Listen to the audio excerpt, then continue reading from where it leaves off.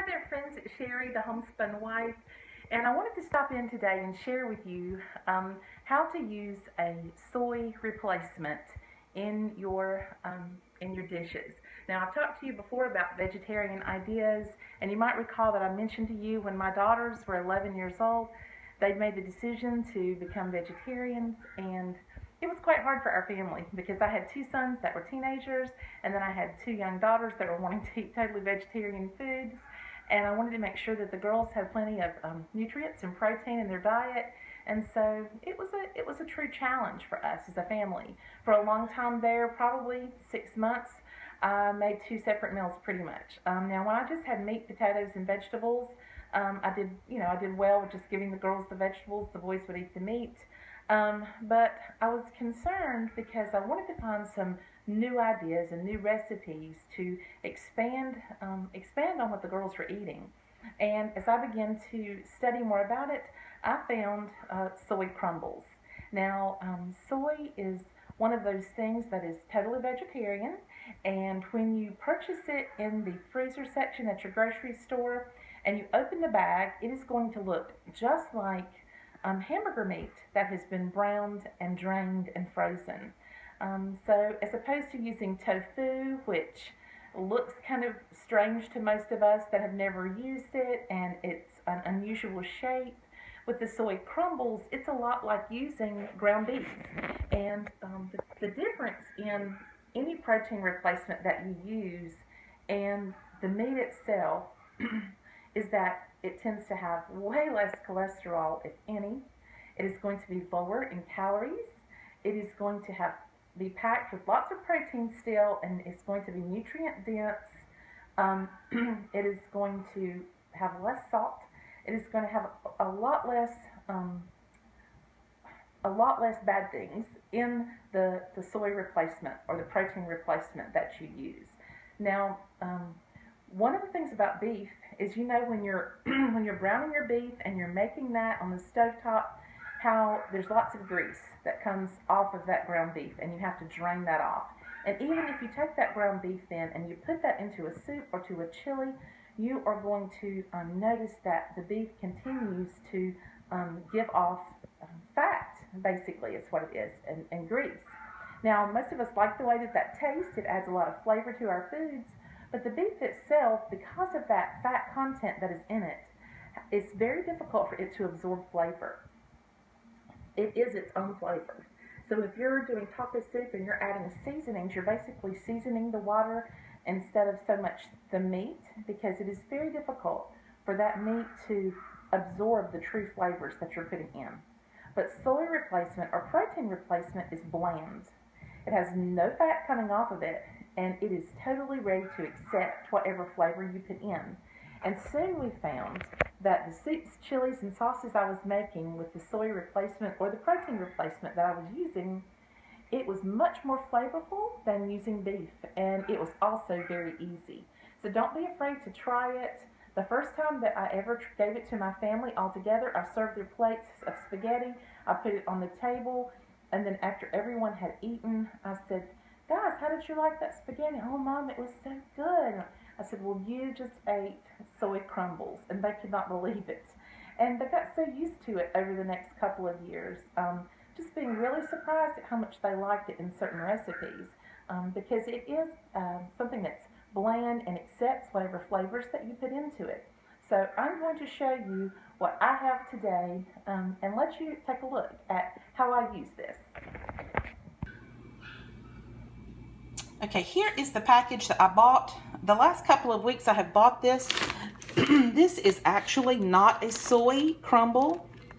They have here, as you can see, beefy crumble. I can't recall the exact price of this. I think it was $4.64 or $4.24. I'm not really sure. But that's about what you will pay for this bag. This bag is equivalent to a package of 1 pound of ground beef that you would use and buy at the store, brown and then drain. And if you hear a puppy in the background, that is our new puppy. She has been out all morning, and she is upset that I have put her into her own room for a little while so that I can make this video without her getting into everything and tearing everything up. We rescued a puppy from one of our family members who had small children, and once they got the puppy, they couldn't keep the puppy, so we are trying to see if we can keep her. We want her to have a good home, and I've never been a dog person. I've only had cats, so I'm learning a lot of things about puppies, and I'm learning to be pretty patient because they don't potty train as easily as cats do, and it's a little bit of a challenge. But we've only had her a couple of days, and so she's having to learn us, and we're having to learn her. So if you hear that behind us, that's what you're hearing. And she's fine. She's in a safe place. But this beefy crumble here is actually made with pea protein, and this is GMO, soy, and gluten-free. So some people have a problem with soy. I know that there have been studies that have been done that say that men who eat too much soy later on begin to have problems with their prostate. You might could look some of that up if you want to go in depth with it, but I know that some soy is fine, but you may not want to go hog wild on the soy. And so if you're looking for a replacement that is not soy all the time, then you might try this. This is called Beyond Beef, and it is free of all these things. If you're looking for something gluten-free, there you have it. And this is made with, it's a 100% plant protein, and this is 2 points for a half cup of this if you're doing the Weight Watchers Smart Points. And so it is very low in points. And as you can see through this picture, this is how this looks. And I'm going to snip the top off of this, and I'm actually going to put some on a plate so that you guys can look and see for yourself exactly what this looks like on the plate. And then I'll show you exactly kind of how I use this when I'm making recipes. Let me see if I can get this open. Look at there. It's going to be a challenge. Let me hang up with you, and I'll be right back.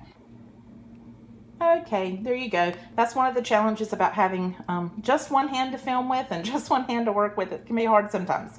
So this is what it looks like. I'm going to put it on this white plate so that you can see how it comes out. As you can see, this looks just like hamburger meat that has been cooked and ground up and drained. And it is waiting to be put into whatever dish that you want. Now, if I was getting ready to use this, let's say in this spaghetti, and this spaghetti sauce, this Classico roasted garlic sauce is only 2 points per serving, and I went through the whole grocery store line at my local Walmart, which is a pretty big Walmart, and this was the lowest one that I could find. I was actually looking for one that had no sugar added, but I really couldn't find that. But this was only 2 points, and with this being 2 points, then you have a 4-point sauce if you put these two together. Now, you may have your own home canned sauce, and if you do, you may find that if you calculate in for the sugar that you had to add to that dish, yours may be even lower points than 2. Most of the things that you buy pre-made, all the sauces that you buy, they're going to have higher points than something that you can and make at home. And I know many of you do garden and can your own spaghetti sauce. So the main thing I think in a lot of sauces is the sugar. The sugar content is what's going to add up on your calories.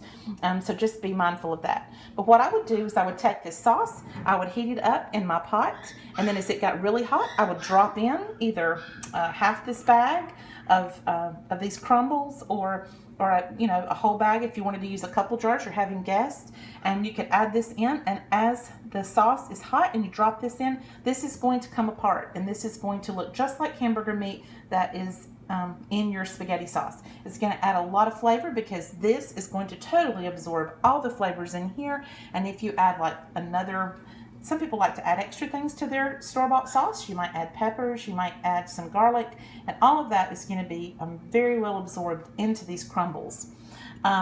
And the soy crumbles, I'm going to tell you, if you look and you find soy crumbles that do contain soy, they are most of the time that's what I use. But these happen to be on sale, and I wanted to try them, and they've done well. This is like my second or third bag.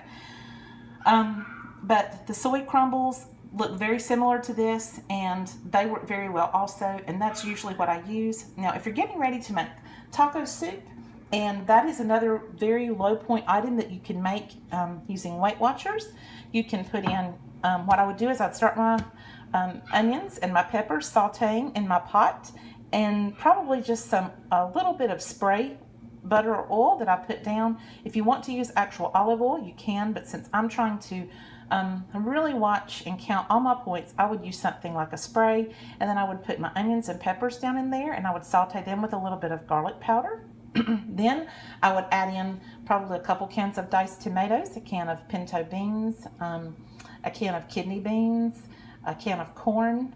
I might add in some hominy. You really can add in whatever that you want to add. Let me just open my cabinet and try to show you some of the things that you could add in. Like you could add in, if you wanted to, you could add in some of this tomatoes and okra, or here's the tomatoes, okra, and corn that you could add in. You could add in the triple succotash.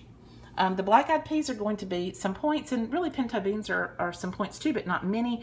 Matter of fact, I'd say whatever beans that you use in this dish, you're probably not going to get more than 5 points in a big bowl of soup. So this is a very good low point, smart point item if you're wanting to, to have something that's filling and is sort of like a home style food. And you would pretty much want to add you can add black beans, kidney beans, and pinto beans, and maybe a can of this, and a can or two of the diced tomatoes, and you're pretty much going to have everything that you need in your taco soup at this point as far as vegetables go. And so you pour all of that in and let that get really hot. And really with taco soup, you can use your creativity. You can use whatever your family likes with taco soup, but it's usually some form of beans, corn, and tomatoes. Okay, and then you add that into your pot and let it get really hot with your onions and peppers that you've sauteed. And then once that whole mixture is hot, you would add these protein crumbles to it, or your soy crumbles, and that would begin to get really hot and break apart. And at that time, you're going to add your taco seasoning, and you're going to add a packet of Hidden Valley Ranch, the dry dressing. Now this is 2 packs right here, but you can just see it. You can cut right down the middle, and I would cut down the middle and use 1 pack of this. And these 2 flavors together, this protein is absolutely going to latch onto that, and you will find that it is unbelievable flavor. And I have always, when I am making soups now, stews and things like that, I always use the protein crumbles instead of using meat. I have entered 2 church contests, a blind contest where you go down the row of pots and you taste, all the people taste the chili. I did 1 chili, and I also entered a taco soup, and I won both times. And no one could believe it when I told them that there was absolutely no meat in either one of those dishes. They were stunned. They were like, "What is this?" I'm like, "That is protein replacement, and it is so much healthier for you to have." And they just really couldn't believe it. So this is something I just wanted to bring to you. I know a lot of you had some questions about it and wanted to know what it looked like and how I use it in some recipes. And so, this is how I use it. It is a wonderful alternative to using ground beef. So there you have it, friends. If you have any questions, please leave them in the comments below. As always, I enjoy spending time with you and seeing you and sharing things with you. If you have any other